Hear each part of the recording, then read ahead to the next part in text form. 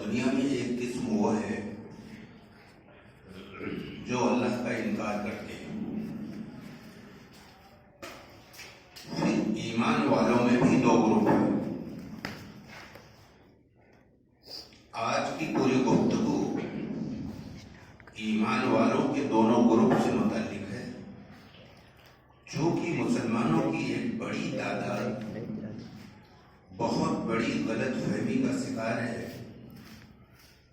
اس لیے اس مضمون پر تفصیل سے بات کرنا ضروری سمجھتا ہوں. سورہ حج آیت نمبر 11 میں اللہ نے فرمایا وَمِنَ النَّاسِ مَن يَعْبُدُ اللَّهَ عَلَى حَرْفٍ فَإِنْ أَصَابَهُ خَيْرٌ اطْمَأَنَّ بِهِ وَإِنْ أَصَابَتْهُ فِتْنَةٌ انقلب على وجهه خسر الدنيا والآخرة ذلك هو الخسران المبين. لوگوں میں کچھ لوگ ایسے ہیں جو اللہ کی عبادت کنارے ہو کر کرتے ہیں. جب ان کو کوئی فائدہ پہنچا تو اس پر قائم ہو گئے، اور جب کوئی آزمائش آئی تو الٹا پھر گیا. اس نے دنیا بھی کھو دیا، آخرت بھی کھو دیا. ذالک هو الخسران المبین، یہ کھلا ہوا گھاٹا ہے. یہ تو اس آیت کا ترجمہ ہوا. اس آیت میں بہت عجیب بات بتائی گئی ہے. اس کو سمجھنے کے لیے سب سے پہلے یہ جان لیجیے کہ جو حقیقی ایمان والے ہوتے ہیں وہ دین کو کامل صداقت کے طور پر دریافت کرتے ہیں، اور دین ان کے دل و دماغ میں پوری طرح سے چھا جاتا ہے، اور وہ بلا کسی تحفظ کے اپنے کو دین کے حوالے کر دیتا ہے. اس کی نظر میں دین کے علاوہ جتنی چیزیں ہیں یہ دوسرے درجے کی چیز بن جاتی ہے. اللہ کی نظر میں یہی سچے ایمان والے ہیں. اس آیت میں جس کا تذکرہ کیا گیا ہے آپ ان کو سمجھیے. پہلے اسے بتانا ضروری تھا کہ یہ تو سچے ایمان والوں کی بات ہو گئی. اس آیت میں کس کو بتایا ہے؟ اس آیت میں اس کوالٹی کا تذکرہ ہے جو ایمان دین کو اوپری جذبے کے تحت مان لیتے ہیں، لیکن ان کی حقیقی دلچسپیاں اپنے مفاد سے وابستہ ہوتی ہیں. البتہ سطحی تاثر کے تحت اپنے کو دین سے بھی وابستہ کر لیتے ہیں، لیکن دین سے ان کی یہ وابستگی اس وقت تک قائم رہتی ہے جب تک دین کے ذریعے ان کے فائدے کو کوئی نقصان نہ پہنچ رہا ہو، ان کے مفاد پر کوئی زد نہ پڑ رہی ہو. جیسے ہی انہوں نے دیکھا کہ دین اور ان کا مفاد دونوں ساتھ ساتھ نہیں رہ سکتے، فوراً دین کو چھوڑ دیا اور اپنے مفاد کو پکڑ لیا. یہ وہ شخص ہے جس کو قرآن نے منافق کہا ہے. اور اس آیت میں یہ بھی کہا کہ اس کی دنیا بھی گئی اور آخرت بھی گئی. اس کی کیا وجہ ہے یہ سمجھ لیجیے. ایک لازمی شرط ہے، چاہے وہ دنیا کی کامیابی ہو چاہے آخرت کی کامیابی، اس کی لازمی شرط یہ ہے کہ اس میں یکسوئی ہو، اس کو کسی بھی کام میں یکسوئی ہو. اور یہ قلب کی یکسوئی سے منافق جو ہے وہ محروم رہتا ہے. اس لیے اس کی دنیا بھی چلی جاتی ہے اور آخرت بھی چلی جاتی ہے. یہ سورہ حج آیت نمبر 11 ہے. یہ آیت ہر ایک کو محاسبہ کرنے کی دعوت دیتی ہے. صحابہ اپنا محاسبہ کیا کرتے تھے. وہ ایمان کے بارے میں بہت چوکنا رہتے تھے. میں نے ایک بار اسی جمعے میں بتایا ہے کہ فاروق اعظم جیسی شخصیت جن کے بارے میں یہ کہا گیا کہ حضور نے فرمایا اگر میرے بعد کوئی نبی ہوتا تو ان کو نبی بنایا جاتا، وہ اپنے ایمان کے بارے میں اتنا چوکنا تھے تو ہماری آپ کی تو کچھ حیثیت ہی نہیں بچتی کہ ایک مرتبہ حذیفہ رضی اللہ تعالیٰ عنہ صحابی رسول ہیں اور حضور صلی اللہ علیہ وسلم نے ان کو بہت سے راز کی چیزیں بتائی تھی. اس میں منافقین کی پوری لسٹ بتائی تھی جو اس دور کے تھے. تو انہوں نے جا کے پوچھا کہ حذیفہ سچ بتانا, منافقین کی جو فہرست ہے اس میں میرا نام تو نہیں؟ کتنا عظیم آدمی اور اپنے ایمان کے بارے میں کتنا چوکنا. تو یہ آیت ہمیں اس بات کی دعوت دے رہی ہے کہ ہم اپنا جائزہ لیں. اگر ہم اس میں نہیں ہیں تو اللہ کا شکر ادا کریں, اگر ہیں تو توبہ کریں اور اپنی زندگی کو اثر نو ٹھیک کریں. حقیقی ایمان پر قرآن میں بہت واضح اور بڑے حیرت انگیز ڈھنگ سے اللہ نے حقیقی ایمان کو سمجھایا ہے. ان میں سے چند ہم آپ کے سامنے اب رکھنے جا رہے ہیں. یہ تو جھوٹے دعوے والوں کے بارے میں نے یہ بتا دیا جو سورہ حج کی 11 نمبر کی آیت میں اللہ نے بتایا. اب حقیقی ایمان سے متعلق سنیے. أَلَمْ تَرَ كَيْفَ ضَرَبَ اللَّهُ مَثَلًا كَلِمَةً طَيِّبَةً كَشَجَرَةٍ طَيِّبَةٍ أَصْلُهَا ثَابِتٌ وَفَرْعُهَا فِي السَّمَاءِ تُؤْتِي أُكُلَهَا كُلَّ حِينٍ بِإِذْنِ رَبِّهَا. اللہ نے فرمایا کیا یہ سورہ ابراہیم آیت نمبر 24 ہے. اللہ نے فرمایا کیا تم نے نہیں دیکھا کیسی مثال بیان فرمائی اللہ نے کلمہ طیبہ کی کہ ایک پاکیزہ درخت کی مانند ہے جس کی جڑیں زمین میں جمی ہوئی ہیں اور اس کی شاخیں آسمان تک پہنچی ہوئی ہیں. اور فرمایا کہ یہ پھل دیتا ہے ہمیشہ اللہ کے حکم سے, بِإِذْنِ رَبِّهَا, اپنے رب کے حکم سے ہمیشہ پھل دیتا ہے. آگے اس میں ہم نے 25 کا بھی ٹکڑا ہے, ذالک بِإِذْنِ رَبِّهَا جو ہے یہ 25 نمبر کی آیت ہے. پہلے جو پڑھا وہ 24 کی تھی. ابھی 26 میں بھی پھر کلمہ کفر کا تذکرہ کیا ہے. میں وہاں نہ جا کر اسی کے بارے میں کچھ کہہ کر اختصار سے آگے بڑھتا ہوں. اللہ نے فرمایا کہ یہ پھل دیتا ہے, ہمیشہ پھل دیتا ہے. کلمہ طیبہ جو ہے وہ ہمیشہ پھل دیتا ہے اللہ کے حکم سے. تو سوال یہ ہے کہ اس کا پھل کیا ہے؟ درخت جو ہے وہ اپنے پھل سے پہچانا جاتا ہے. اللہ نے کلمہ طیبہ کو بھی درخت کہا اور کلمہ خبیثہ یعنی اللہ کا انکار اس کو بھی درخت کہا. وَمَثَلُ كَلِمَةٍ خَبِيثَةٍ كَشَجَرَةٍ خَبِيثَةٍ, یہ 26 نمبر کیا ہے؟ اس کو بھی اللہ نے درخت کہا اور درخت جو ہے اپنے پھل سے پہچانا جاتا ہے. تو کلمہ طیبہ کا پھل کیا ہے؟ یہ ہے اصل بات, یہ سمجھنے کی بات ہے.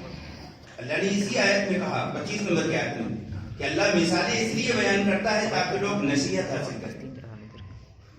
تو کلمہ طیبہ کا پھل کیا ہے؟ کلمہ طیبہ کا پھل نیک عمل ہے. اس لیے پورے قرآن میں جہاں جنت کا وعدہ کیا وہاں نیک عمل کی شرط لگائی. پورا قرآن نیک عمل کے بغیر قرآن میں کہیں جنت کا وعدہ نہیں. اور خود سورہ بقرہ آیت نمبر 82 میں کہا والذین آمنوا وعاملوا الصالحات اولئک اصحاب الجنہ هم فیہا خالدون. جو لوگ ایمان لائے اور نیک عمل کرتے رہے یہی لوگ جنتی ہیں, ہمیشہ اس میں رہیں گے. اب اس کے فوراً ایک آیت اور آئی کلمہ خبیثہ کی, یہ 81 نمبر کی آیت ہے. ابھی جو پڑھا تھا یہ 82 نمبر سورہ بقرہ 82. اب 81 نمبر کی آیت میں اس سے پہلے یہ کہا تھا بلا من کسب سیئۃ وحاطت بہ خطیئۃ فاولئک اصحاب النار هم فیہا خالدون. جو برے کام کرتا ہو, یہ کلمہ خبیثہ کا پھل کیا ہے؟ کلمہ طیبہ کا پھل تو نیک عمل بتایا قرآن نے, کلمہ خبیثہ کا پھل برے عمل ہے. تو برے عمل کے بارے میں فوراً قرآن کیا کہتا ہے؟ جو برے عمل کرتا ہو اور ہر اور سے گناہوں میں گر گیا ہو یہی لوگ دوزخی ہیں, ہمیشہ جہنم کی آگ میں رہیں گے۔ قرآن نے بہت واضح طور پر یہاں کہہ دیا کہ جنت میں جانے والے کون ہیں؟ جن کے اعمال اچھے ہیں، اور یہ کلمہ طیبہ کا فل ہے۔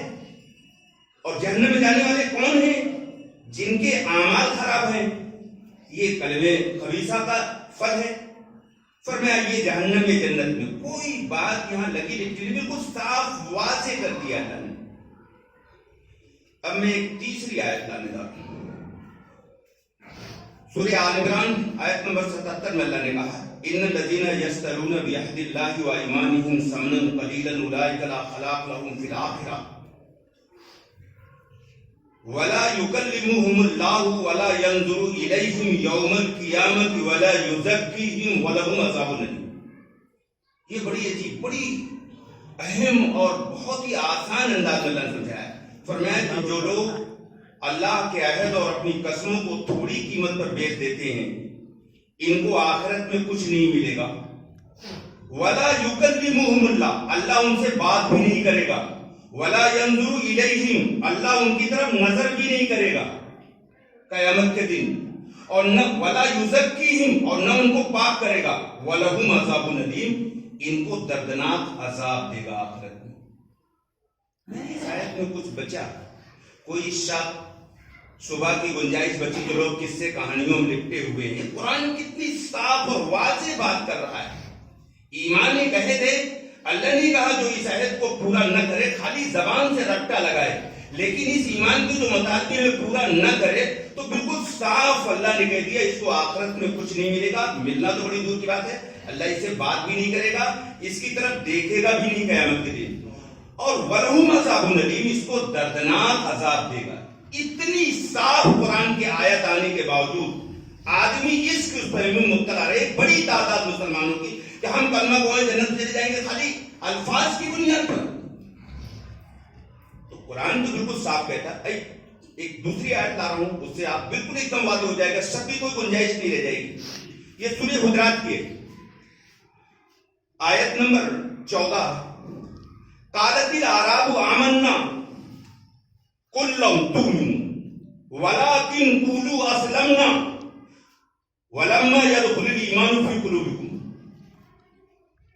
دیہاتی کہتے ہیں کہ ہم ایمان لائے، اعراب کہتے ہیں کہ ہم ایمان لائے۔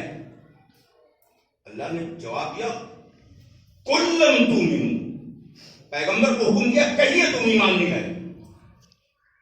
اس سے زیادہ صاف اور واضح تو کوئی آیت ہی نہیں۔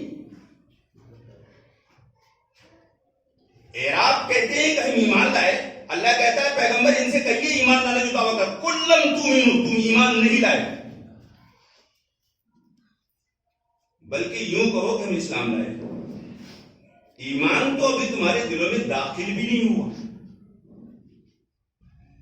اب اسی آیت کے بعد فوراً 15 نمبر کی آیت میں بتایا کہ ایمان کا دعویٰ جو سچا ہوتا ہے وہ کون لوگ ہیں۔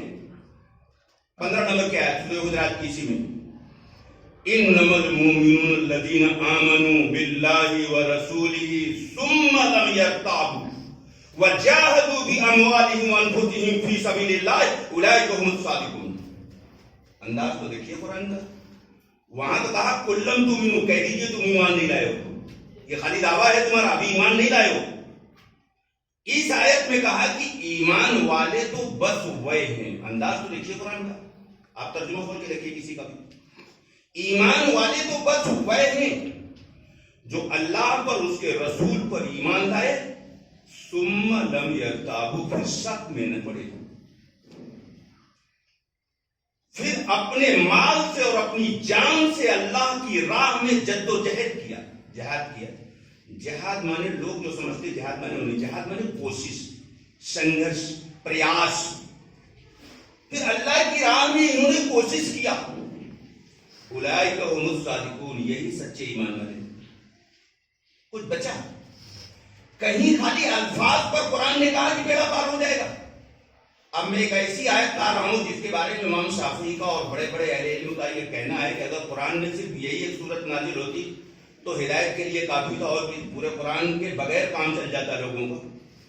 اب وہ لا رہا ہوں، اس سے بالکل ایک دم واضح ہو جانا چاہیے۔ فرمایا والا قسم ہے زبانی کی، ان الانسان لفی خسر، سارے انسان گھاٹے میں ہیں، چاہے وہ دولت والا ہو چاہے غربت والا ہو، حاکم ہو یا محکوم ہو، کوئی بھی ہو، قرآن نے قسم کھا کے کہا کہ سب ناکام ہیں۔ پھر قرآن جواب دیتا ہے کہ کامیاب کون ہوں گے، کامیابی کی راہ کیا ہے؟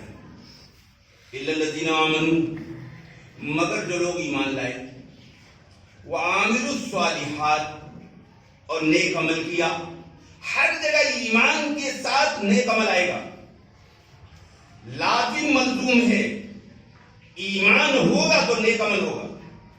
بھئی اگر میٹھا آم کی گٹھلی گاڑیں گے تو میٹھا پھل نکلے گا، اور اگر نیم کو بیج ڈالیں گے تو پھر اس میں میٹھا آم نہیں نکلے گا، تو کڑوے نکلے گا نا۔ تو ایمان کی لازمی شرط ہے، ایمان ہوگا تو اس کے اندر سے نیک عمل نکلے گا۔ اس پر ایک بڑی عجیب بات یاد آ گئی، عرض کر دوں۔ ڈاکٹر اسرار صاحب ایک بہت بڑے اسکالر تھے پاکستان میں، پوری زندگی انہوں نے قرآن میں لگا دی، بہت بڑے اسکالر تھے۔ ان کی ایک تقریر کی ویڈیو کسی نے میرے پاس بھیجی تھی، تقریباً 1.5-2 منٹ کی رہی ہوگی۔ اس میں انہوں نے کہا کہ اگر کوئی پریشان آدمی آپ کے پاس آتا ہے، یہ بات میں نے کسی جمعے کو اور کہا ہے، آج اس موقع سے یہ بات آ گئی تو عرض کر رہا ہوں دوبارہ۔ انہوں نے کہا کہ اگر کوئی پریشان آدمی آپ کے پاس آ گیا اور اس نے اپنی پریشانی آپ کے پاس رکھی اور آپ کا دل نہ پسیجا، تو انہوں نے کہا آپ محدث ہو سکتے ہیں، مفسر ہو سکتے ہیں، عابد ہو سکتے ہیں، نمازی ہو سکتے ہیں، حاجی ہو سکتے ہیں، لیکن آپ نیک نہیں ہو سکتے، اور جنت میں نیک ہی جائے گا۔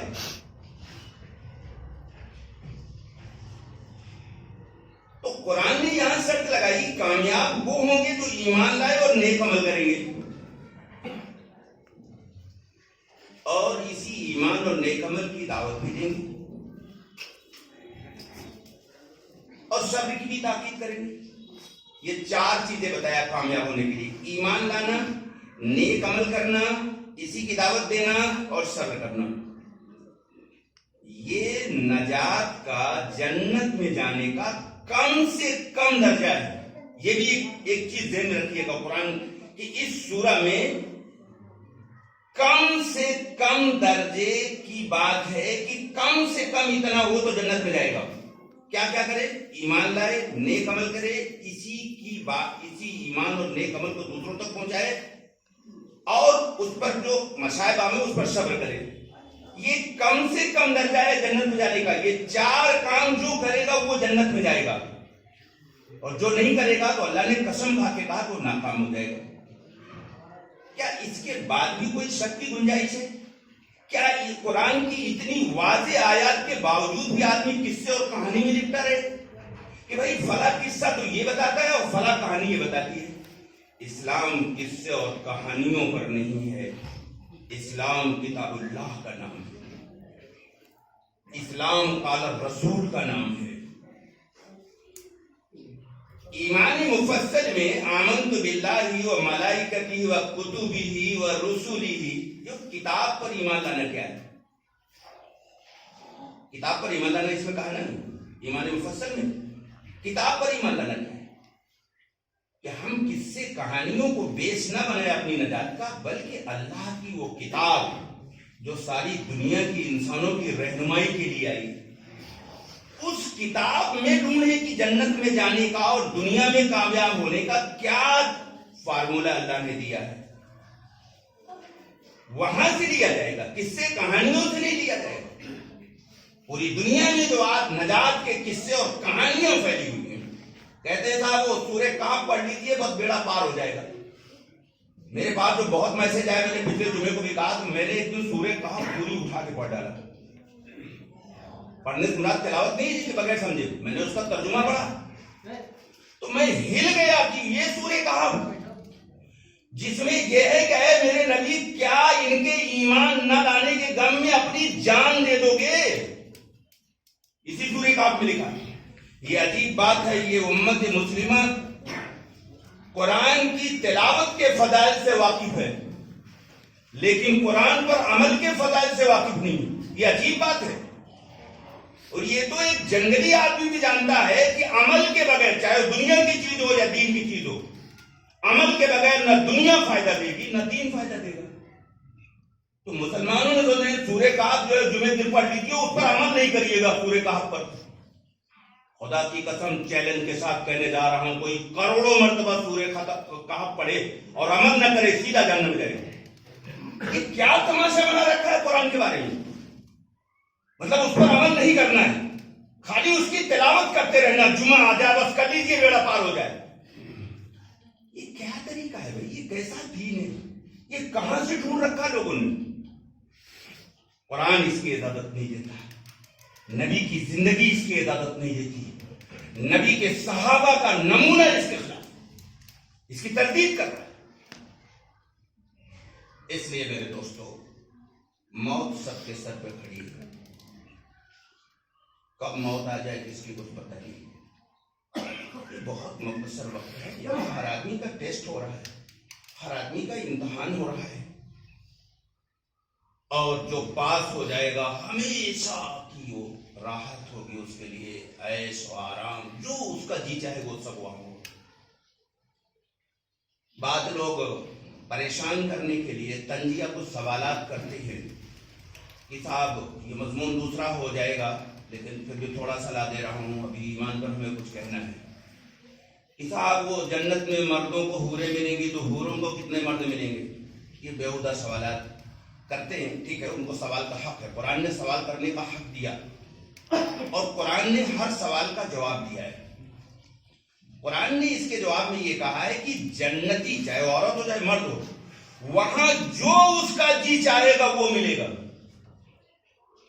یاد رکھیے، ہر انسان کی چاہت اور خواہش الگ الگ ہوتی ہے.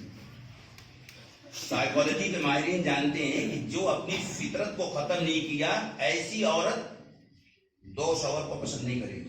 بہت فطرت کے خلاف چیز. یہ اس قسم کا سوالات تو بالکل بیہودہ ہے، لیکن قرآن نے سب کا جواب دیا کہ وہاں جو جی چاہے گا. تو جو فطری لوگ ہیں وہ فطرت کے خلاف کچھ چاہیں گے ہی نہیں. ٹھیک ہے، فطرت کے خلاف کچھ چاہیں گے ہی نہیں.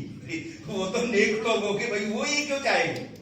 تو یہ سوال کا جواب میں نے دے دیا. بہرحال یہ بہت مختصر سی جو زندگی ہمیں دی گئی، کسی دن تفصیل سے موت پر گفتگو ہم کریں گے اور اس میں بہت سارے سائنٹیفک چیزیں لائیں گے کہ موت کے بعد کی زندگی بالکل آج سائنٹیفک ڈھنگ سے واضح ہوگی کہ موت کے بعد کی جو زندگی وہی اصل زندگی ہے، اور اس ہمیشہ کی کبھی نہ ختم ہونے والی زندگی کے بننے اور بگڑنے کا یہ وقت ہے. یہ بہت تھوڑا سا وقت دیا گیا ہے. کوئی 60 سال جی رہا ہے، کوئی 70 سال، 100 سال، اس کے اوپر تو شاید ہزاروں میں لاکھوں میں کوئی جاتا ہے، ورنہ لوگ 100 کے اندر ہی ختم ہو جاتے ہیں. اور پیغمبر کی ایک حدیث بھی ہے کہ میری امتیوں کی عمریں بیشتر کی 60 اور 70 کے درمیان ہوگی، کم لوگ ہی اس سے اوپر جاتے ہیں. اور پریکٹیکل بھی دیکھنے میں آ رہا ہے. اتنی مختصر سی زندگی، اس مختصر سی زندگی میں اگر ہم نے اللہ پر ایمان اور نیک عمل اختیار کر لیا اور اسی کی طرف لوگوں کو بھی لانے کی کوشش اپنی کیپیسٹی بھر کر لیا، تو وہ ہمیشہ کی راحت، جہاں لاکھوں کروڑوں سال ختم ہو جائے گا لیکن وہ زندگی نہ ختم ہوگی. کتنا سستا معاملہ ہے. وہ کتنے ناسمجھ اور نادان لوگ ہیں کہ چند دن کی دنیا میں اللہ کو ناراض کر کے اپنی ہمیشہ کی آخرت خراب کر دی. اور اللہ کو ناراض کر کے دنیا بھی تو نہیں بنتی. اس لیے کہ دنیا کی کامیابی اگر ایک جملے مجھ سے کوئی پوچھے تو سکون کا نام ہے. اس کا نام ہے سکون. آج دنیا میں سب سے بڑا قحط سکون کا ہی ہے. دنیا سب کچھ ہونے کے باوجود سکون سے خالی ہو گئی. تو اللہ نے دنیا کی بھی کامیابی کی ذمہ داری دی کہ یہاں تمہیں سکون عطا کریں گے اور ہمیشہ کی جنت عطا کریں گے. اور اگر اس مختصر دنیا میں ہم نے اس کو ناراض کر لیا تو اس کا تو کچھ بگڑے گا نہیں. بھئی سارے لوگ اگر اللہ کی عبادت کریں تو اللہ کو کوئی فائدہ نہیں ہے، اور سارے لوگ اللہ کی نافرمانی کریں اللہ کو کوئی نقصان نہیں ہے. تو اگر ہم نے یہاں اپنی زندگی منمانی گزار لیا تو ہمیشہ کی آخرت ہماری برباد ہو گئی. یہ ہمارا ہی نقصان ہے. اس لیے میرے دوستو ہماری گفتگو کا خلاصہ اور نچوڑ یہ ہے کہ یہ جو مختصر سا وقت ہمیں ملا ہے اس کو غنیمت جانیں اور اس میں ہم اللہ کو راضی کرنے والے کام کریں. ہر وقت یہ دیکھنا چاہیے. لوگ کیا سمجھتے ہیں نماز تو اللہ کی مرضی کے مطابق پڑھ لینا چاہیے, لیکن نماز کے علاوہ کتنے کام ہیں, چاہے وہ ہماری ذاتی زندگی کے معاملات ہوں یا پڑوسی کے معاملات ہوں یا اقتصادیات کے معاملات ہوں یا اور دیگر بہت سارے معاملات ہیں, اس میں لوگ اللہ کی کوئی پرواہ نہیں کرتے, اللہ کے رسول کی پرواہ نہیں کرتے, وہ سب اپنی مرضی سے کرتے ہیں. تو ایسے لوگوں کو اللہ نے ریجیکٹ کیا ہے. میں نے ابھی اتنی ساری تفصیل سے آیتیں بتائی. جو پوری زندگی خدا کی ماتحتی میں دیتے اس کے لیے جنت, اس کے لیے اس دنیا میں سکون ہے. اور جو قرآن نے جگہ جگہ کہا ہے کہ تم ہی دنیا میں سربلند رہو گے, دنیا کی بھی کامیابی کی بات قرآن نے پہلے جو بات بتائی ہے ایمان والوں کے لیے, اس دنیا کی کامیابی کی بات بتائی کہ تم ہی سرخرو رہو گے, تم ہی سربلند رہو گے. یہ قرآن نے بہت جگہ کہا ہے. آج کیا ہے, ہم سربلند ہیں نہیں, کہیں نہیں ہیں. کیوں؟ اصل میں جس ایمان پر اللہ نے سربلندی کا وعدہ کیا ہے وہ ایمان تو ہم پیدا کریں, وہ زندگی تو ہم اپنائیں. خالی لفظ, خالی دعویٰ, عملی اعتبار سے صفر اس پر نہیں ہے. اس پر تو اللہ کی گرفت ہے, پکڑ ہے. اتنی ساری آیتیں میں نے ابھی پڑھی تھی, اس میں اب تشریح کی ضرورت نہیں ہے. ایک بات اور عرض کر دوں. ایک حدیث ہے جو تقریباً 90% دیندار طبقے کو وہ حدیث معلوم ہے, 90% لوگوں کو. اور میں سمجھتا ہوں پوری دنیا وہ حدیث لاکھوں جگہ روز بیان ہوتی ہے, لاکھوں جگہ. وہ بخاری و مسلم کی روایت ہے کہ ایمان کے 3 درجے پیغمبر نے بیان فرمائے. ایمان کا سب سے اول درجہ تو یہ ہے کہ برائی کو اگر دیکھے تو اس کو ہاتھ سے روک دے, اور دوسرا درجہ یہ بتایا کہ زبان سے روک دے, اور اتنی بھی قوت نہیں ہے تو پھر یہ فرمایا کہ یہ کم سے کم دل میں اس کے چبھن ہو, تڑپ ہو, درد ہو, احساس ہو یہ غلط ہو رہا ہے.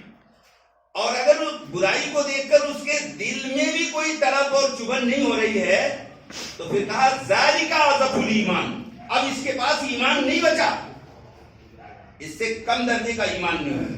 یہ اتنی آیتوں کے بعد یہ لاسٹ حدیث ملا دی, اور یہ ایسی حدیث لا دی ہے جو تقریباً 90% لوگوں کو یاد ہے.